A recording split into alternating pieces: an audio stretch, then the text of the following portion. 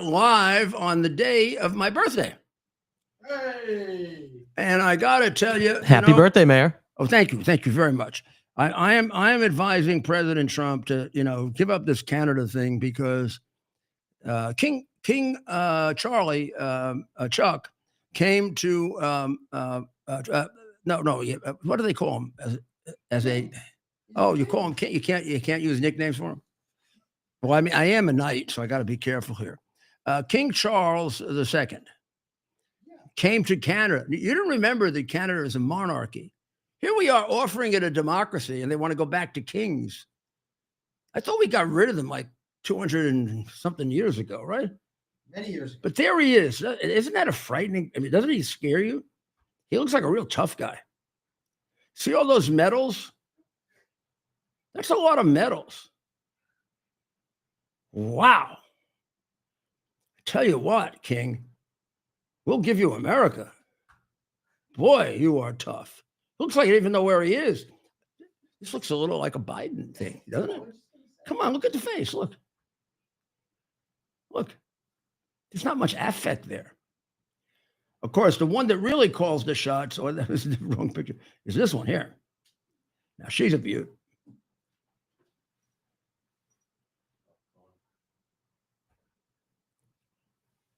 Am I allowed to question his taste? No, I guess I'm not.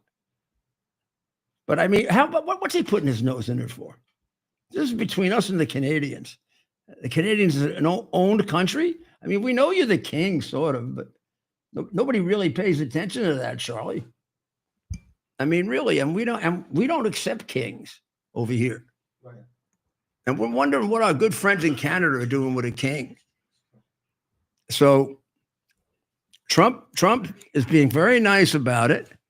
He's not going to use any military force. He did send them something, and it got a lot of support for statehood that he's all excited about. Charles was given full military honors in Ottawa. That was 14 troops, leaving 14 in the garrison to defend them. The minute they heard about Golden Dome, they called up and they want to be part of it. The president has made it a good deal for them. They can absolutely be part of it. That'll cost you $61 billion. You become a state, it'll cost you nothing. Don't you love Trump? Don't you just love Trump? That's fair. It's going to cost us $61 billion to include him in it. We got to spread the whole dome out all over that big giant territory to protect mostly empty land. And I'm fooling around about this Canadian thing, but I don't know. They could all vote Democrat. What the hell do you want them for? God, I'd rather take a shot with Greenland. Greenland is 45,000. Maybe we move our own people. We move like 200,000 Republicans in there or something. Right. Do what they do, but all legal. Because we do it legal, they do it illegal. So I don't think the king's visit. I don't think the president surrendered to that. We've been very lucky as Americans in our encounters with kings. The Canadians haven't, and they're still subjected to a king. And they seem to like that better than being part of the greatest nation on earth. So I don't even know why if they don't want to be part of America, they can't be that smart. Right. I mean, what do we want them for? I've never wanted anybody who didn't want me. Right. You don't want us? Go ahead. Go continue to fight about whether you should speak French or not. Right. Right. That's exactly what's that problem? They haven't even figured that out yet. I was going to say. Maybe we should make a deal with the French. I mean, because then we might get rid of the liberal part. Like if we gave the French the liberal part and we took the other part, maybe we'd have a Republican state. Can we go back to calling them freedom fries? What? Can we go back to calling them freedom fries? Remember we gave up French fries? Oh, yeah. Briefly after something, maybe they weren't getting behind us in the war or something. So we started calling So them maybe they'll have freedom fries. If they went to France, there's no king for them. But Macron and his wife could show up. They would look equally as interesting as the king and his girlfriend. And Especially right now. Yeah, and in fact, they'd be a lot more interesting because she'd slap him around. That's right. Want to show them the picture? Yeah, You let's got get the picture? we got to get the video. We got that video. This is. Can you imagine how encouraged Ukraine must be? This is the guy who wants to defend them. Yeah. This guy up against Putin. Well, this is Macron. This was caught on video just, I believe, 2 days ago. Slow motion. There it is.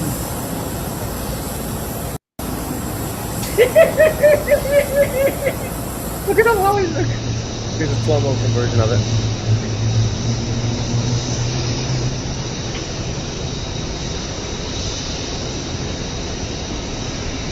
Obviously, it's obvious he didn't know the door was open because he does a little double take and then he waves. Oh, that's embarrassing. Right? So you're saying he didn't know, or she didn't? Or she obviously didn't know. That's what it looks like.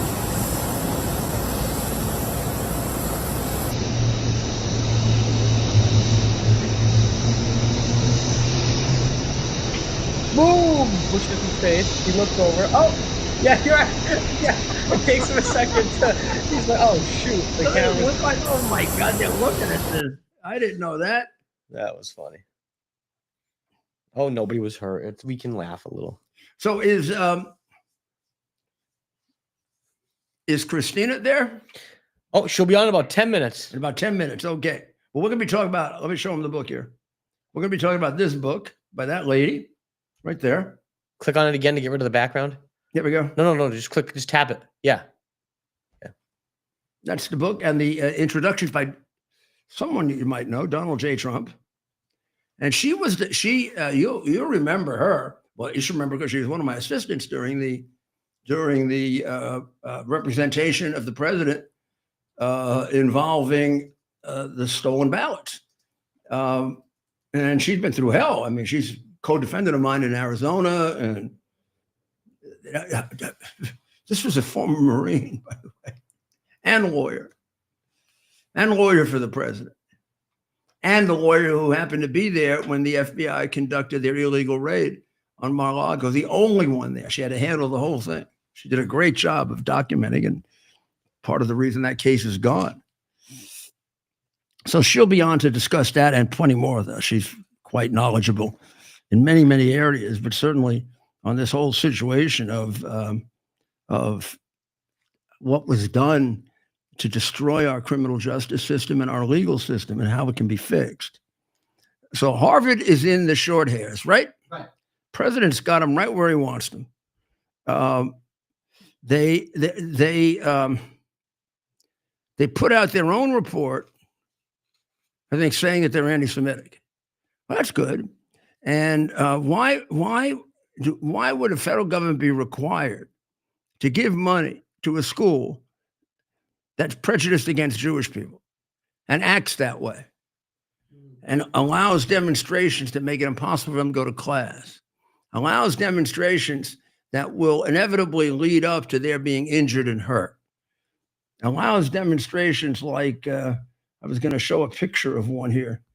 I mean, it's absurd, the kind of things that they allow, where they're yelling at Jewish people and saying, Jewish people shouldn't be allowed here. They shouldn't be allowed in. They shouldn't be allowed in the class. And here, that's a typical. That's one of their Harvard protests. Stop the genocide in Gaza. There is no genocide in Gaza. That's completely made up by the Harvard faculty. Harvard out of occupied Palestine. I didn't know that Harvard was occupying Palestine. But you know who's occupying Palestine?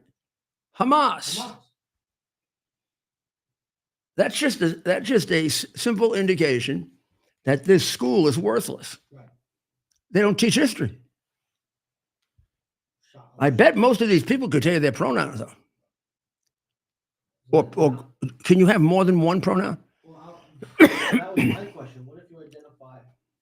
That's my question, Mayor. What if you were to identify as multiple pronouns or multiple categories? Not you, but what if somebody I'd be so were confused. I wouldn't be able to go Yeah. out.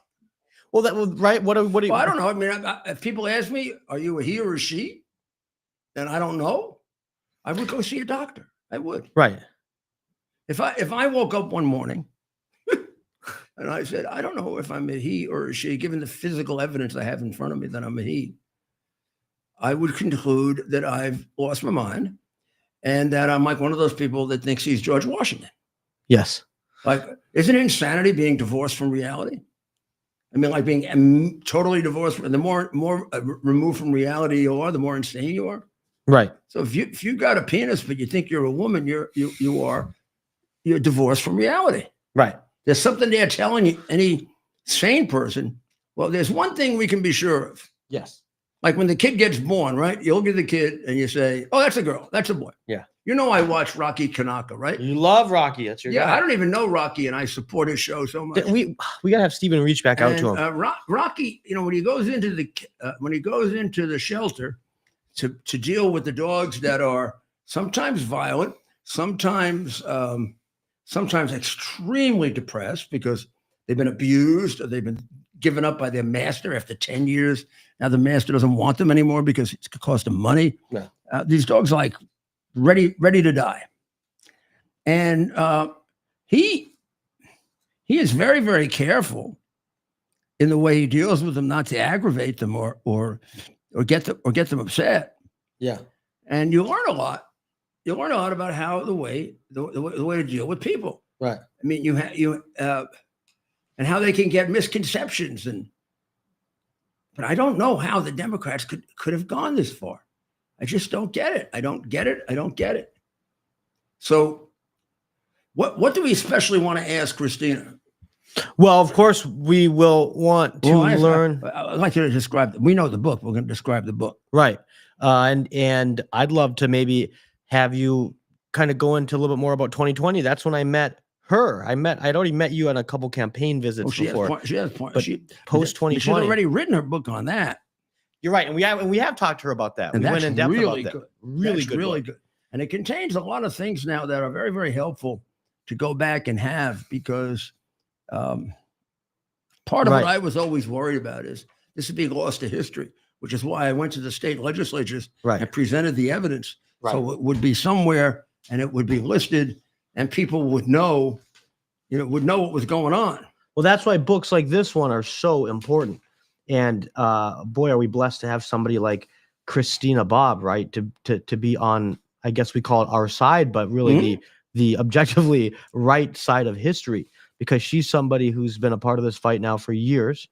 And, boy, she's so young and she has so much more to give, right? So another book like her previous one, we no doubt this one will be a bestseller.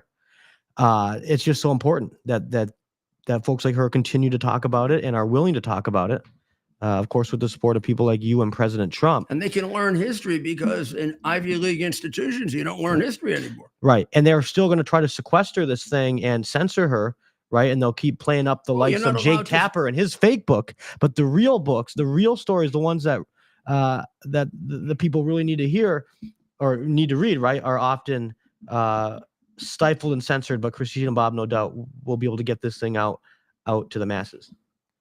Yeah, they still participate in massive false reporting and censorship and vindictive reporting, and I don't know what else you want to call it. Right. And I think this whole effort against Harvard is quite an effort. I mean, the president, if I have it correct now, they've canceled everything going to Harvard. Right.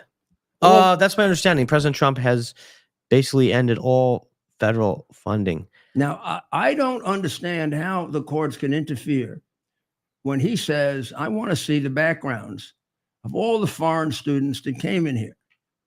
He is not going to throw them all out. He said already he doesn't think he can throw out half of them. He thinks a lot of them are probably legit, fine. Right. And people we may want to become citizens. Right. But we also know a couple of them have gone to jail in the Harvard program. Right. Harvard has had the closest incestuous, traitorous relationship with China than any country. They've been responsible for giving away some of our secrets, Harvard, and it's about time it stops. Right. So they don't check the backgrounds of these people for that purpose. God, if they got a communist movie, just like their professors, they can get all upset. The Right. professors say, "Oh yeah, great. Let's have a big reception for our new communist, the guy from China." Yeah. And remember, we're not telling them they can't do that. I don't know if we shouldn't tell them you can't bring communist spies in. We should be able to tell them that. Right. But we're not telling them they can't have foreign students. No. We're telling them we don't have to pay for it. Right. You pay for it. Right. We got enough. Our job here is to make sure Americans are educated, not the rest of the world. Yeah. And That's right. And this idea that the immigrants did everything for us and we didn't do anything is just ridiculous. Isn't that amazing? First of all, these are a different group of immigrants. This isn't like the Jewish and Italian and German and Irish and right. It just keeps going on and on. Greek and who came in, and a lot of that was the first one born here became very successful. The second one born here became very successful, but they immediately became Americans. They weren't going off to the Sharia. They weren't covering their faces so nobody can see them. They accepted American. They accepted American mores and American traditions and American culture. They weren't walking around with their faces covered. Right. You know, they were walking around the way Americans walk around because they wanted to look like Americans and be Americans. And with a big tradition among Italians, including, unfortunately, my family, where your kids, even though you were born in Italy, your kids didn't learn Italian, so they'd be American. We didn't come here to keep them Italian.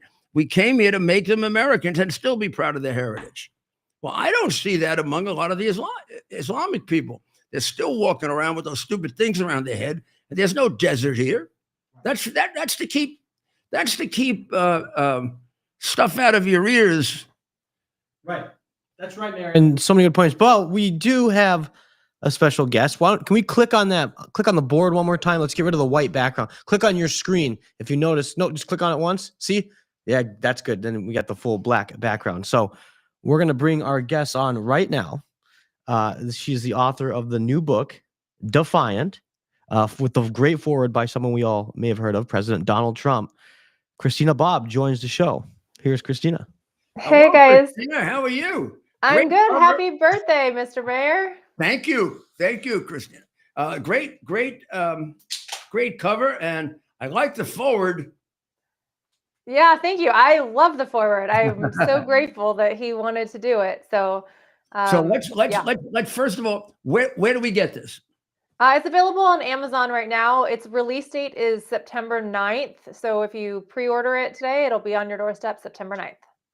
So you order it now and you'll get it on the 9th or a day or so after. Good. So if you order it now, you'll have it on the 9th. Yeah. So tell us about it. Tell us what the book, we know what it's about, but let everybody know what it's about. Yeah, so I was a staff attorney for President Trump at the time working on election integrity issues and ended up being on site for the Mar-a-Lago raid as well as the negotiations or part of the negotiations with the Department of Justice and the FBI prior to the raid. And so I give the whole story of everything that happened. I've got text messages and emails that show the layout. There's not a lot of discrepancy, not a lot of room for error. So you'll get the whole real story. You know, spoiler alert. The story that the media has told you is not the truth. So you'll get the actual truth. And then I have a lot of other information in there as well. I've got your story in there. Thank you for giving me an interview. I've read it. It's really beautiful. Thank you. Yeah. So people will get to see some information about your story that I don't know that it's that publicly available. Plus my own. I'm currently your co-defendant, actually. 9 felony indictments in Arizona. We're in that one together. Co-defendants in Arizona. Yeah. I'm not sure I know what we did, and we don't know half the people that are co-defendants with. Right, exactly. Some kind of reunion or something. I have a feeling we will one day, but let's get through. We're almost done with it. We're almost done with the case. Not jail. I don't think it will be. They're struggling, man. The prosecutors are having a hard time with that case, but hopefully it's over soon. So what are some of the worst atrocities I mean, when I heard that they raided it, I'm thinking, Yeah. this is a dispute between the president and the National Archives. Yeah. And Yeah, exactly. although we didn't know at the time because they were hiding it, that Biden did much, much worse than that. Exactly. Yeah, no, Joe Biden actually did break the law. So Donald Trump did not. And I don't think they had probable cause to raid the place. I think it was all fake. I mean, I give you the facts and you can draw your own conclusion. I'm not, trying to tell you what to believe before you read it. But I do not think they had probable cause. And I think it was a predetermined outcome for what they did. They were trying to come up with a crime.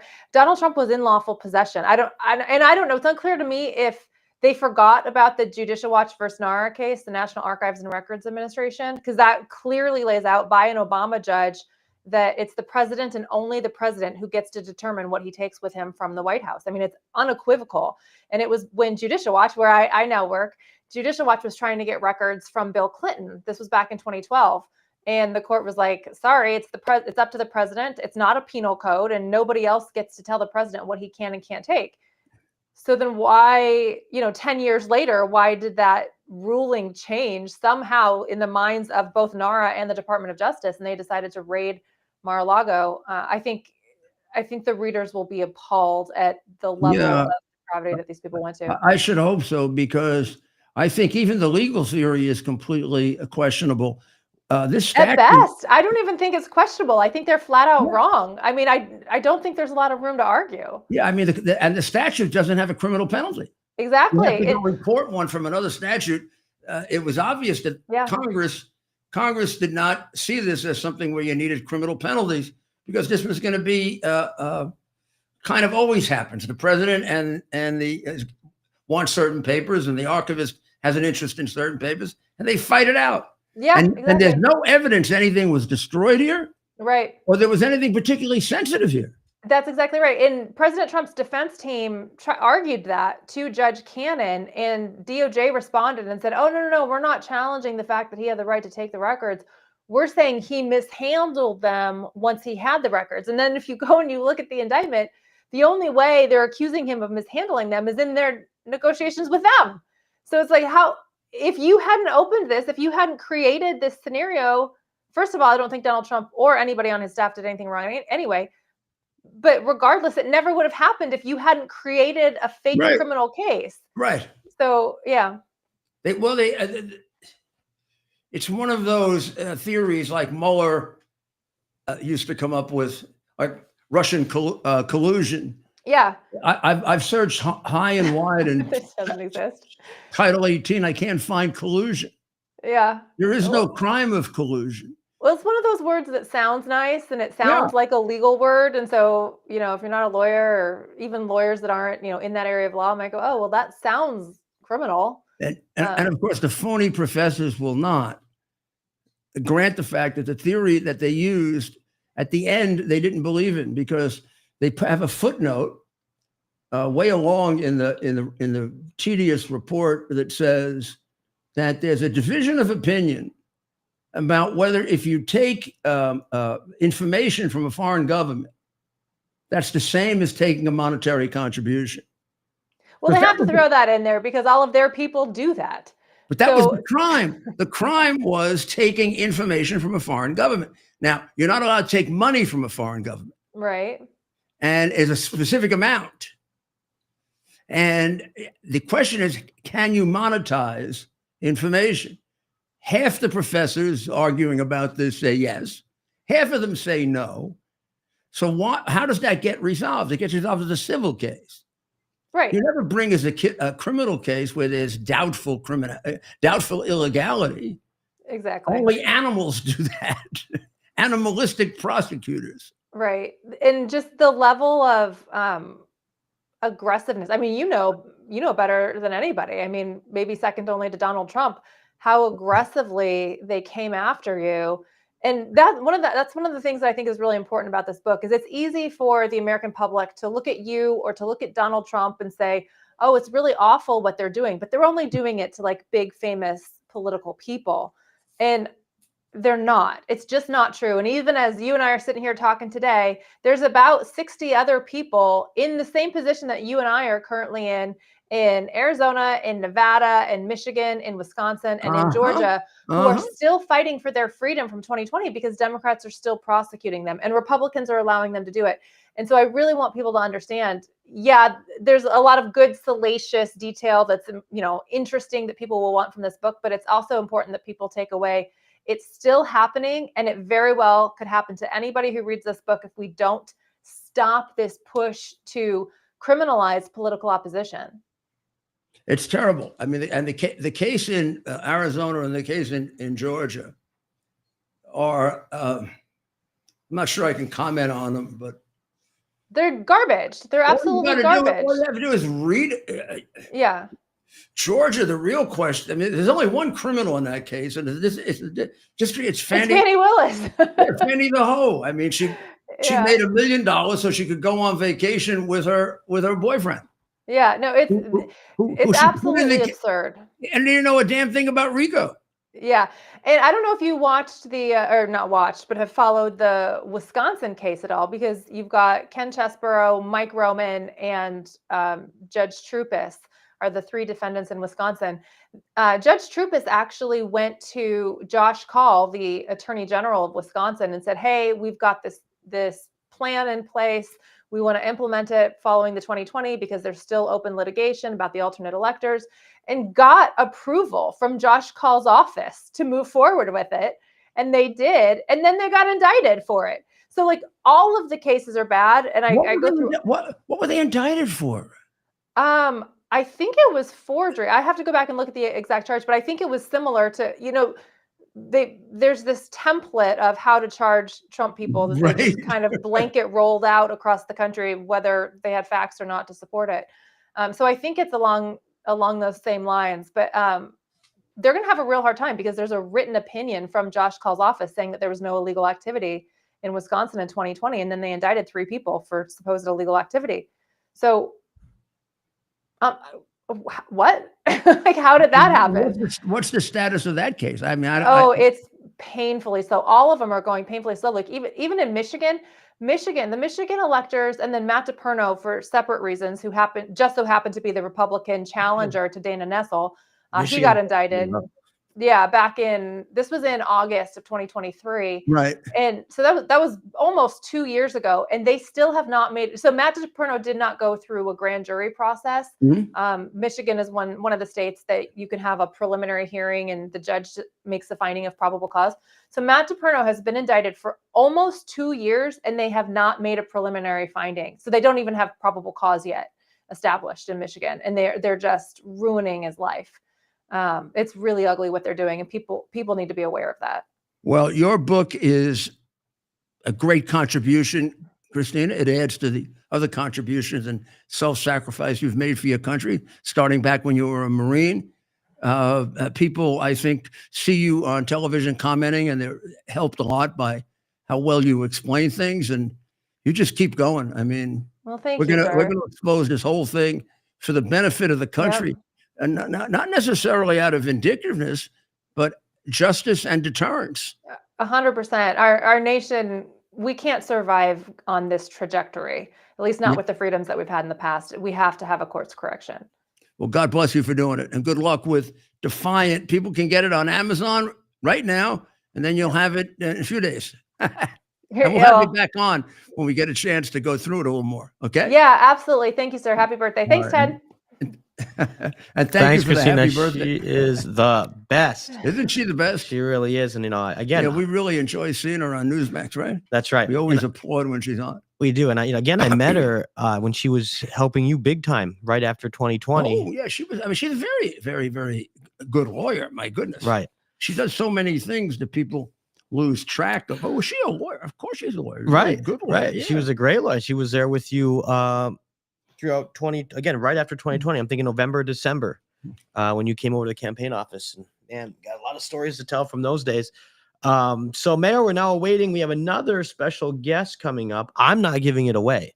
Okay. Seeing as it's your birthday, people are reaching out. They want to say hi. They want to check in, see how you're doing here. On my birthday? on your, what is it, your 51st birthday? They want to say hi on my birthday. They do. Oh, wow. Look, we have a little birthday. We have a little already red, white, and blue. We have a and- birthday thing coming. Yeah. So maybe we'll keep going through the news here as we wait for Well, our let next. me special point out guest. that all the contracts with Harvard are going to be canceled because they'll all be. Some judge will come in and say, "I'm really the president, and you can't do this." But hopefully, at some point, we will solve this "I am the president" fiasco with the judges. The executive branch of government is separate. Judges do not have executive functions. They sure as hell have no right to interfere in foreign policy. Harvard had spies from China on their staff. We have every right to know who are the creepy foreigners they have there. That doesn't mean that all of them are creepy. It doesn't mean all of them are spies. But the simple fact is they did have spies, and there's every reason to believe that China has been doing this for 30 or 40 years. There are any number of books that are written about it, studies, investigations, and prosecutions. So phony media, stop making it look like Trump is not making up the fact that spies worked at Harvard. Trump is not making up the fact that they have massive demonstrations that I've witnessed to keep Jewish kids from going to school and yelling and screaming at them. And the best things they say are the ones you put on television. The ones you don't put on television is the kind of anti-Semitic crap and garbage that I used to hear in Brooklyn 30 or 40 years ago and get into fights over. Because I had Jewish friends. And Ted was with me when we went to Columbia. Right. It was pretty hard for me to stay in the car. You kept me in the car. Did we? Remember? Don't you remember? Oh God, I remember. It was Yeah, hard for me to stay in the car. I was going to say, I don't. Oh, but you're right. We I did was so though. angry at the cops. I said, "You're accommodating these people who are aiding and abetting one of the most vicious terrorist groups in the world that wants to kill you and your kids, you jackass." Right. No, we went out there. But they've turned into Harvard has turned into. Let's see. We got A some video complete bastion. It's from Columbia. It's turned into a complete bastion When we have of ignorant Jew hate. who are supporting killers, murderers. They're supporting well-documented murderers for the last 30 or 40 years. It is They don't very- know yeah, it because they're so ignorant. What is your message for them right now? My message for them is read, learn, stop being so stupid. I mean, they're being completely used by a terrorist, murderous group. You are terrorists, Julian. Your blood is on your hands. Might be later when I talk. Tell me when you want to come in. Say happy birthday. Thank you for cleaning up the city. Okay, so that was. That ruined everything. Yeah. Yeah, it could have been Harvard. We were at Harvard the day before that, or 2 days before that. Remember? Right. Maybe when we relocate, we'll take a couple of trips to Harvard, huh? Oh, we'll have to. Yeah. Do they have a hate Jewish people demonstration per day? Surprise! Oh, Dr. Maria, where did you come from? Your show is going to be on in 29 minutes. In 29 minutes, the On- Dr. Maria show. But Mayor Giuliani, I had to crash your show to say happy birthday. Oh, thank you, Dr. Maria. You look like 81 days old, not 81 years. You get that Italian baby skin. It's all Italian, yeah. So It's there's a all big- mine. I haven't had big it. Party for you. Even though I'm in Palm Beach, I have not had any plastic surgery. Oh my goodness. So a friend of mine. Right? Doesn't sent me an everybody in Palm article Beach have? You know what because I do? you- I go around. Well, some have so much you can go around identifying faces. I used to sit at Mar-a-Lago with my friends and say, let's see if we can find 5 identical faces. There. Oh my God, they look like they're twin sisters. Well, And there's- ironically, And there's Dr. Jones. That's my face. Yeah, but my face. Then Dr. Smith says, my face is better. I take the lips and I make them like this. I love the ones when they don't like their lips, right? Their lips are too thin. And they go. Well, ironically, because you've said that repeatedly, somebody sent an article to me today that said a plastic surgeon, I think he's in this area, Dr. He wants to help me? Rowe, was commenting that people are all looking alike, and they asked for particular Republican women celebrities like Melania. They want to look like Melania, or they get a lot of, I want to look like Christine Bobb. I don't know how to tell them. I don't know how to tell them you're not going to look like Melania, sweetheart. don't say it like that. I tell you what, you want a new notion? Want a new notion? Want a new notion? I'll find it here. The new notion we can Be find all here is, natural, baby. yeah. Right. How about you look like the way But God I don't made begrudge you? anybody who. How wants about you to. look like I the way don't. God made you? Unless there's a deformity. I believe in plastic surgery. I don't judge any, really. If somebody wanted anything, I don't judge them, but I do want to caution them though. Not to because- have the patented face. Yeah, sometimes I would give my friends Botox because I could do it way cheaper than what is charged. I would do it to my friends at cost. And they kept saying, "Oh, Dr. Maria, please do fillers." I will never do a filler because I think that is such an unnatural look. What is That's a filler? that's when the big lips or Oh, big cheeks. that's the one I know. My cheeks The are cheeks so are okay. natural, and I'm embarrassed from them, and people No, want to have. I've big seen cheeks. that. I mean, I've seen the cheek thing, and it's okay. The lip thing is the one they get wrong. I don't know Because why. they keep doing more and more. Why don't they just Yeah. do it subtly? Yeah. It would seem to me the best thing to say about a plastic surgeon is you don't notice it. Right. You want The person yeah. just looks better, and it takes you a while to figure out Yeah, why. they look rested. But if immediately you look at him and say, "Man, they didn't have lips like elephants," I mean, Anyways, All right. on this show and on my show, we don't make fun of Yeah, and we have no. people. Well, not on my show. But anyway, Go talk to Nancy Pelosi.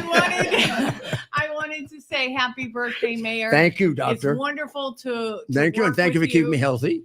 And yes, and don't forget, there's a big party at the marina for you. I tonight. know. We're gonna They're get off. all waiting for you We soon. got And your son is trying to get on. He Oh, is running a little late. Okay, with good, his- okay. Yeah. but we Well, I think may we may have. have a special guest. I believe the mayor refers to him as his favorite son. So let's bring on our next guest. Some of you will We gotta be recognize our nice next because guest we- here. Ted, you're right, Ted. It's a very low bar, but I'm honored to take the mantle here. I know, and now I have to be nice to you because I want tickets to the World Cup. We got to be really nice to him now. Yeah. You're going to have to be really nice, and don't talk about any potential Botox that I may or may not get while you're doing that. Hey, happy birthday, Dad! I just want to let you know how much I love you, how Thank you. how much of a model you are, not just as a New Yorker and as an American, but as a son. I think in life, you're always trying to either make your parents or your children proud. And I will let you know that you've made your son very, very proud. Well, So you I have to love know you very made me much. very proud. You know how proud I was the other day when you were sworn in, right? Told you that, right? Well, I'm just appreciative that you didn't interrupt my speech the way I interrupted your speech. So thank you for not returning the favor. Dr. Maria actually sedated me. How great is he? I talked to them today. Grace is doing great. She made you a happy birthday video, I heard, which I heard him yelling. she's very, very excited. She wants to make sure she gets some cake. I think actually the first time she tried sugar was at one of your birthday parties. She helped you blow the candles out, and you gave her a piece of cake, and then all of a sudden you became like, I'm your favorite son. She's your favorite pop. You're her favorite pop. Well, it's great to see you. How's it going? You got quite a job. Isn't there, they keep saying 26, but there are games in 25 too, Andrew. Yeah, there's another tournament called the Club World Cup. So think of the best club teams around the world coming to play. If anybody's soccer fans, they'll recognize teams like Manchester City and Barcelona and Real Madrid. It's kind of like if the Yankees and the Tokyo Giants and the best Argentinian and Colombian teams were going to play against each other. That will be happening this summer from June 14th to July 13th. And then next year is when you'll have the main event, the World Cup. And I know I've talked to you about this. I may have said it on your show, but the perspective that I give Americans are 130 million people watched the last Super Bowl. 1.7 billion watched the last World Cup. So it makes the Super Bowl look in many ways like a little league game. And it's very exciting. There are tremendous challenges from a security standpoint, which I'm thankful to have a tremendous senior advisor in America's mayor and Rudy Giuliani. Oh, you got a great team, Andrew. You do. I met with them, and they're terrific. Well, that means a lot coming from you. They got you because, too. I know your first year in office, you actually hosted a World Cup in 1994. Oh wow! And you came to it with me. I was blessed enough to come. I was, and so I'll have to return the favor and make sure that you get tickets to the 2026 World Cup as they're well. very exciting. You know, they're very exciting. The cheering is different. Yes, the cheering is different. It's more. I don't know what it is. It's haunting. It comes up. It's like it comes up out of the. It's very different. I mean, in many ways, that they say soccer for many internationals is religion in many ways, and they take it extremely seriously. In many ways, way too seriously. But you'll see. I mean, this happens on a yearly basis. It happened in the 1994 World Cup with a Colombian player. But if a player doesn't play well, they'll go back home and their life is in danger.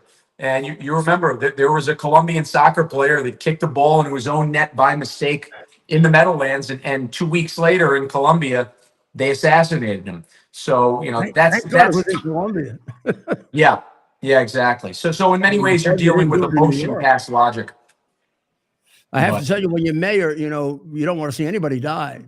Yeah. But if they're going to die, please, not in my city. Right? Oh yeah, and I think, and a lot of this thinking comes from you in many ways. But the way that I look at a successful World Cup next year is if the story is what happens on the field, right? If it's safe and secure, then whatever happens on the field, then that's going to be the story, and that's the goal, and that's kind of what we're thinking about, and our team is thinking about each day. And I got to tell you, I spoke with the president on Sunday, and he's excited about this World Cup. You could even see he hosted the commissioner of the NFL in the Oval Office about 3 weeks ago. And the first question that he got was about the World Cup. And to me, it was kind of an amazing moment where in the United States of America, with the commissioner of the NFL, that you'd have people asking about the World Cup. So it shows just how big this is. Well, it is. Worldwide, it's the biggest thing. Well, thank you very much, Andrew.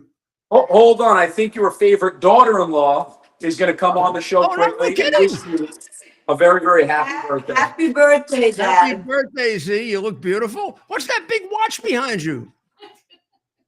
Believe it or not, we're actually meeting right now with the U.S. Soccer Federation and the men's national team coach.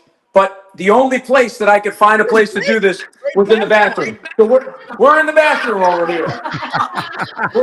We're going to work on making you a grandfather a second time. Okay? Does that sound good? Give me a couple minutes. I'll be back on. I'm looking forward to that. God bless you. Happy Love you birthday. both. Well, Okay. well, What a beautiful we couple, love huh? you so much, Dad. Happy All right. birthday. As I said before, you make me very, very proud as a son. And, in many ways, the best that I learned from is God bless you. So I love you. What a great couple, huh? Love you. The only thing better than the two of them is their daughter. You should see Gracie. Oh, my goodness. At my daughter's wedding, Gracie took over. She's only 3.5 now, 3.5. And all she did, from the moment the reception began to the moment the reception was over, she ran. 4 straight hours of running and performing. She would go up the stairs, and then she saw how the bride walked down the stairs, and she would walk down the stairs the same way. And then she would dance all around by herself and then go back up the stairs again and come back down.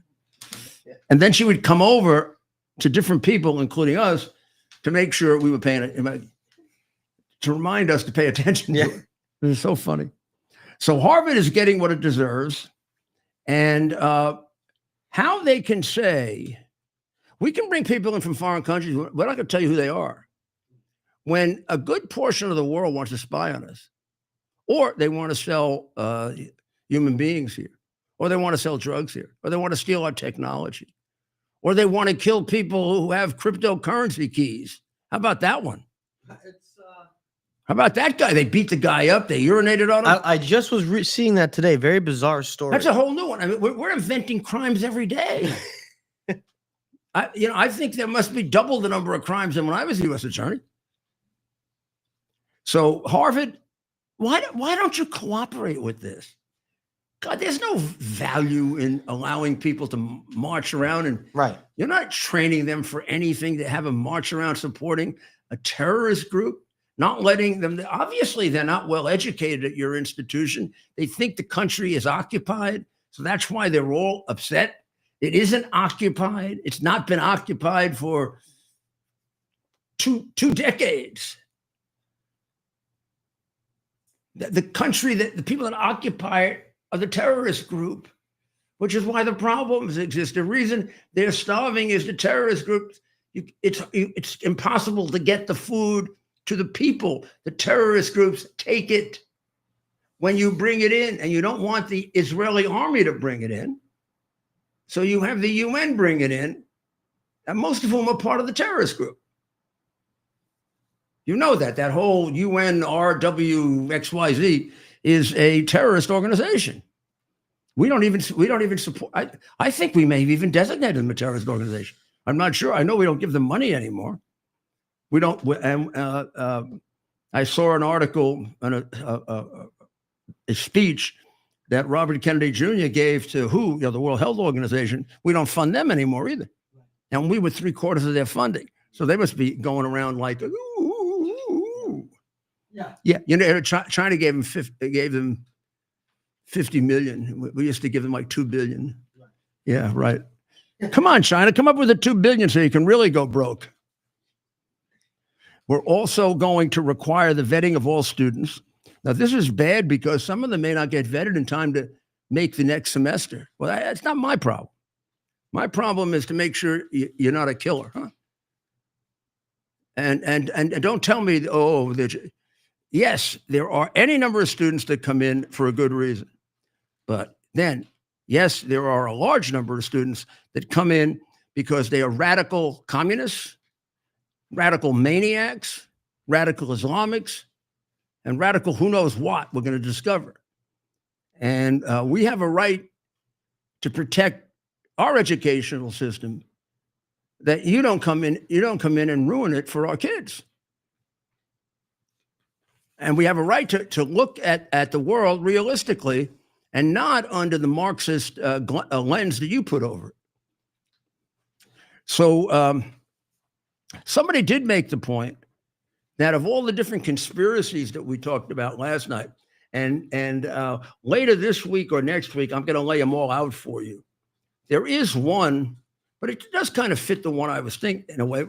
They say it was the Politburo made every left-wing choice you could make.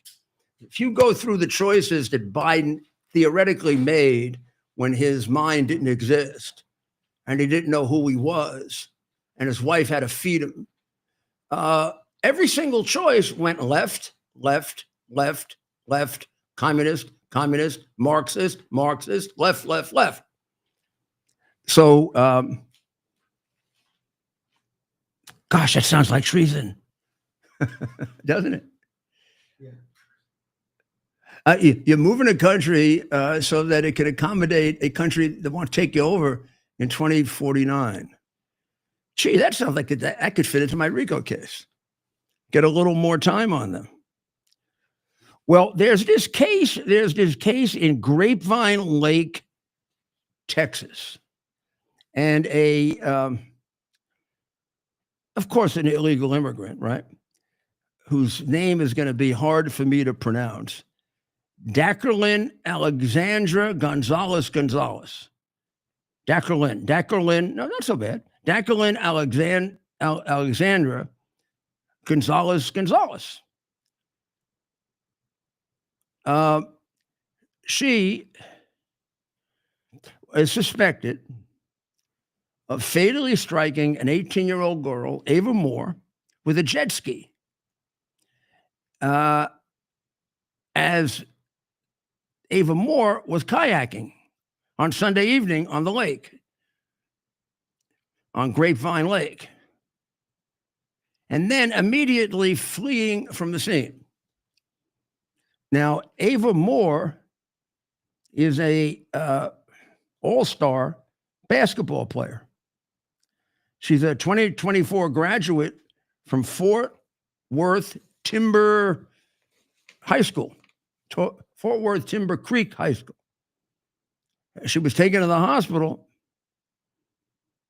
and she was pronounced dead.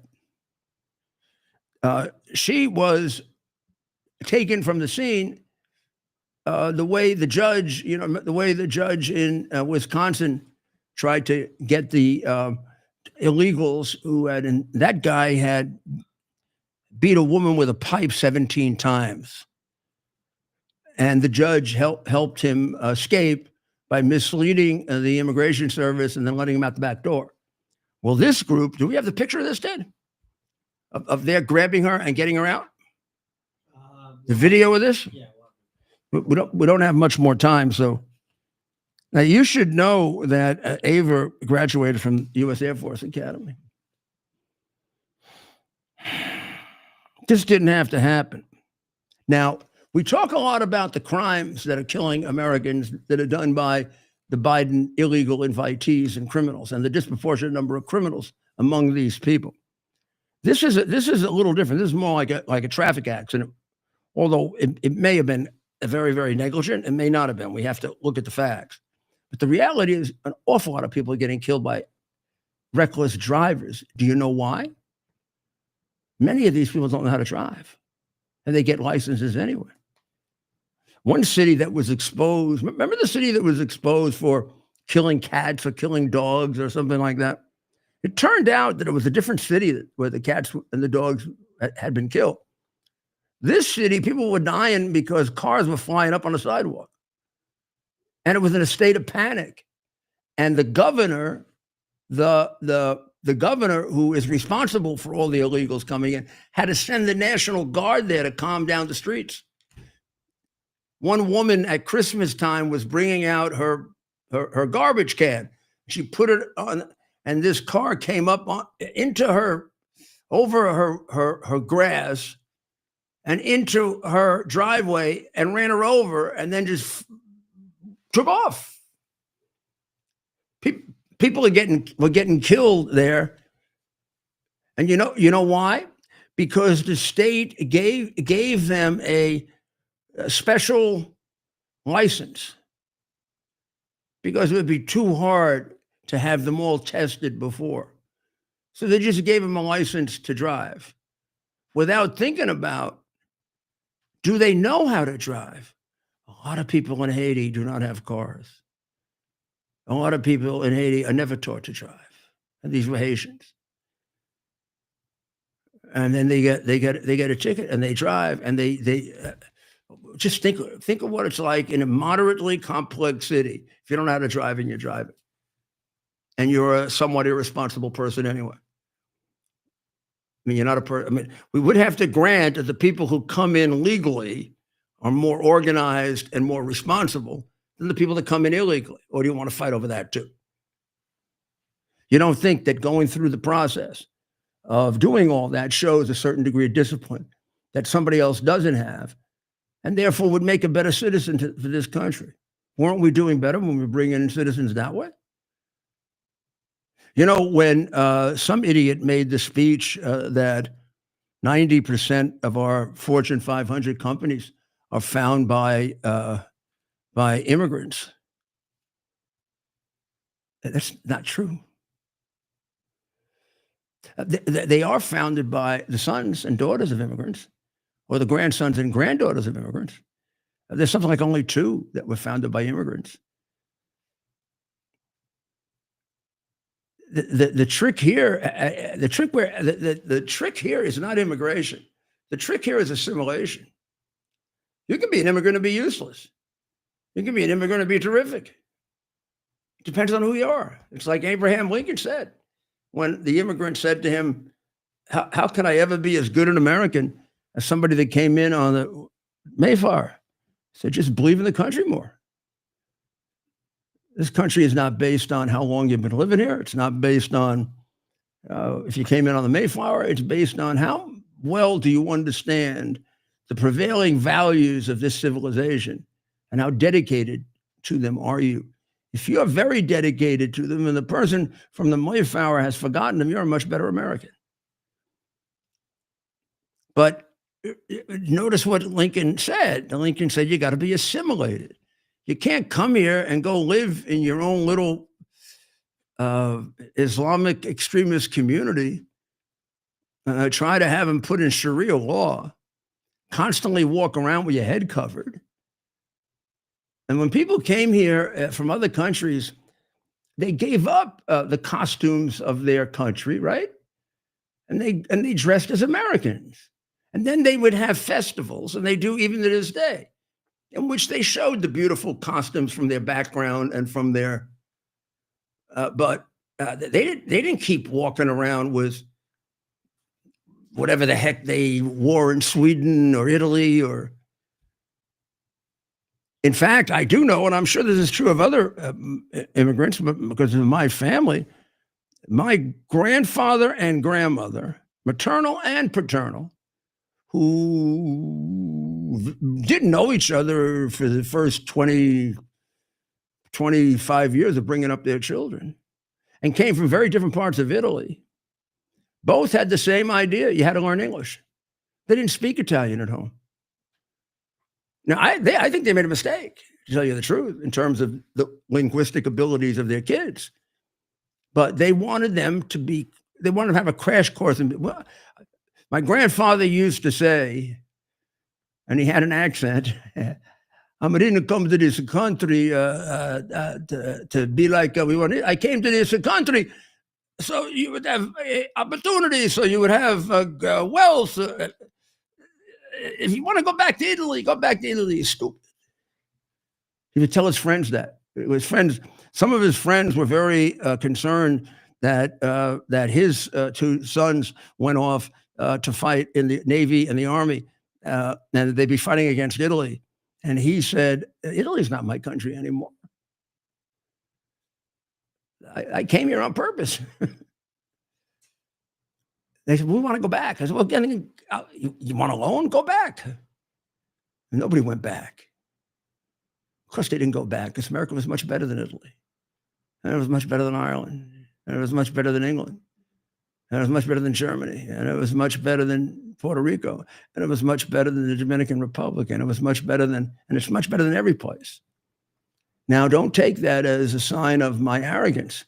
It's a sign of my gratitude and reality. And the fact that I can see the world realistically. I'm not a brainwashed jackass. I realize that the best proof of it is all the people want to come here. There are no numbers for any country like this, not even close. We don't even have a competitor. So I think we got most of our things in that we had to let you know about. Europe is putting up 175 billion for their own defense, which is really good. Ted, flip that around for me so that I can quickly, or maybe I can do it here. Or maybe you can just flip it around so we can get rid of those last. The Bitcoin kidnap, we'll tell you the details of that one tomorrow. I got to get that a little better. I don't understand it. They bring this guy over from Italy who was a Bitcoin partner, and they wanted his Bitcoin access. And if you get his access, you can just take it all from him completely and you can't get it back. And they beat him up and they urinated on him and they did all kinds of things to him. And I do have a picture of him talking to the cops with no shoes on. He had no shoes on when he got himself out of their imprisonment and went up to the cops and told them his story. And then there's the picture, Ted. That's him when he just ran away from them. They had him for about a week. I don't know if they got it out of him, but they wanted whatever it is. What do they call it? His Bitcoin code or? And these guys are wewealthy. Yeah. One guy's worth 100 million. The other guy's worth 80 million. That's doing the yeah, robbery. Well, the main guy, I haven't seen a picture of. The other guy is a big guy. He's like 6'5". He comes from Texas. Yeah. And he was hiding out in the Hamptons, of course. Where else would a Bitcoin kidnapper hide but the Hamptons? I got to get out there, Mayor. Mayor, we got to go to the Hamptons at least once. Hamptons is overdone, my friend. Yeah. Overdone. It's half the people we see down here, right? We just see up there. Yeah.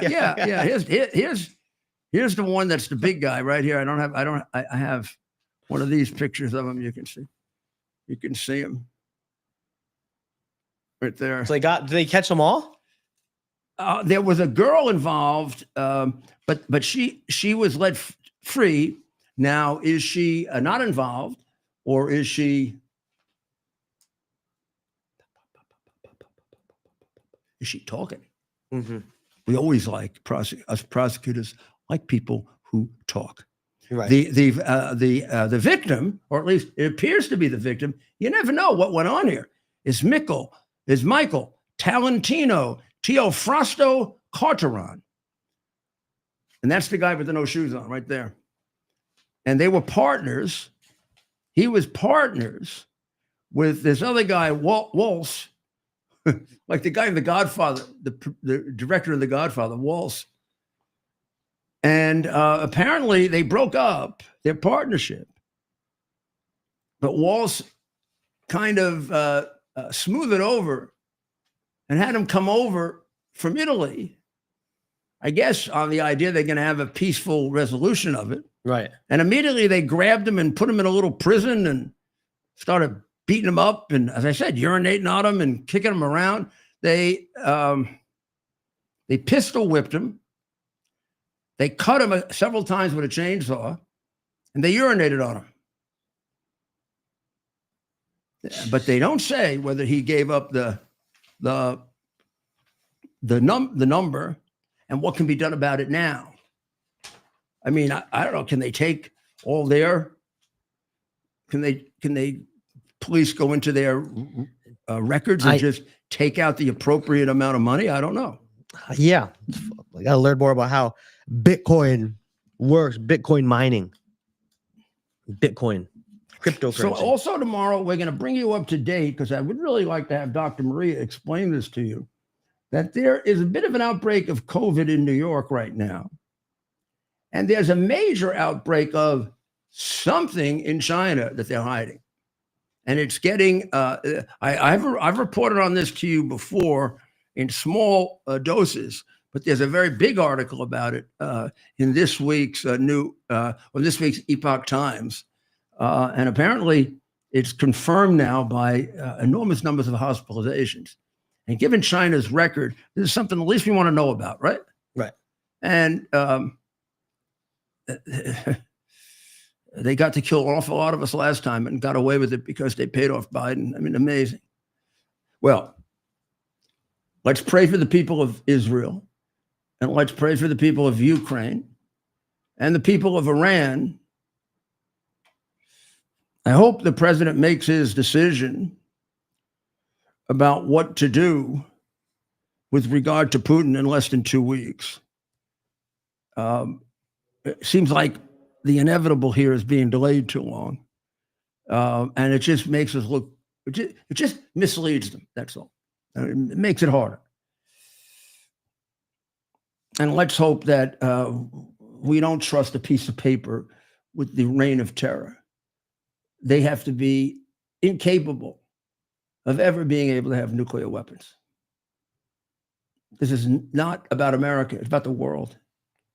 So thank you very, very much. Thank you for listening in on my birthday. Thank all of you who sent in messages of happy birthday. And thank all of you who were kind enough not to do it and therefore remind me of my birthday. Happy birthday, Mayor. Thank you, Ted. Thank you. And a lot of messages in the show chat from a lot of our longtime viewers. Mm-hmm. Tonight being episode 678. A number of folks I see in the chat have been with us from day one. So we gotta do something. Want to thank them. And that's right. This is your third birthday on the show, and you don't take days off. Yep. Well, I like So- to share it with my friends. You're all my Right. friends. Right. So happy You birthday. watch my show, you're my friends. Even the ones who are watching, looking for a mistake, Yeah. so they can go on one of those left-wing blogs and say, Giuliani's become senile, or Giuliani is getting paid off, or Giuliani is lying, or whatever else I don't do. Yeah. Thank you. I'm glad that my son Andrew was on. We got to have my my little daughter Grace on, granddaughter Grace on sometime. She's so man, our ratings go way up. Or my daughter's dog, when we had him on, that was when we had Stanley on, right? Or Steven's dog, Raleigh. We got Raleigh on there. Dogs and children do a lot better than this puss. Well, God bless America. It's our purpose to bring to bear the principle of common sense and rational discussion to the issues of our day. America was created at a time of great turmoil, tremendous disagreements, anger, hatred. There was a book written in 1776 that guided much of the discipline of thinking that brought to us the discovery of our freedoms, of our God-given freedoms. It was Thomas Paine's Common Sense, written in 1776, one of the first American bestsellers, in which Thomas Paine explained, by rational principles, the reason why these small colonies felt the necessity to separate from the Kingdom of Great Britain and the King of England. He explained their inherent desire for liberty, for freedom, freedom of religion, freedom of speech, the ability to select the people who govern them. And he explained it in ways that were understandable to all the people, not just the elite. Because the desire for freedom is universal. The desire for freedom adheres in the human mind, and it is part of the human soul. This is exactly the time we should consult our history.